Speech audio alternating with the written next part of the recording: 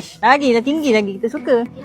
Okey, doakanlah. Korang jangan doakan aku jatuh. Mesti dia ingat aku cleaner betul kan. Bagus lah. Ada pagat. Takutkan dia suruh aku turun. Tinggi. Korang tak tengok lagi. Aku lagi tinggi. Inilah gunanya. Siapa yang pandai rock climbing tu. Yang suka panjat-panjat tu. Kau panjat lah ni. Pergi cuci ke apa ke. Tak ada orang cuci, aku cuci. Orang tak cuci batu, aku cuci batu. Orang tak cuci gelongsor, saya cuci gelongsor. Setiap kali lalu kan. Tengok ya Allah, berlumutnya. Anak tengah main. Lepas tu tengok kotor. Sambil dia main, kita buat kerja. Kita kan cleaner internasional. Semua kita cuci. Dan kalau korang pun, aku boleh cuci juga. Faris, kalau Umi jatuh, tangkap tau.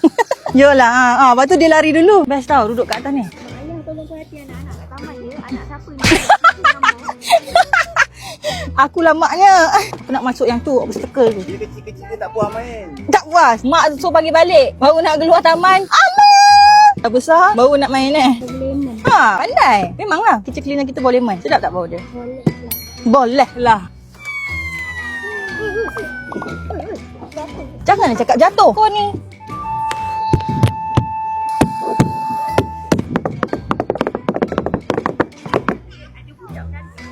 Serius lah.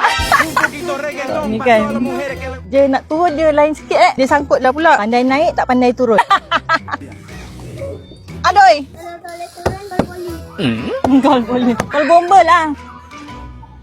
Oh, pecot. Mic tu berapa ringgit? Mic ni berapa ringgit? RM2,000. Sekarang nak turun macam mana?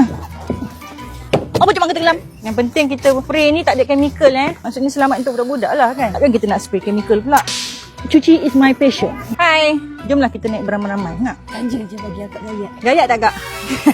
Wow. Orang menggelongsor kat dalam. Aku gelongsor dekat atas. Wow. Dah siap. Bye-bye.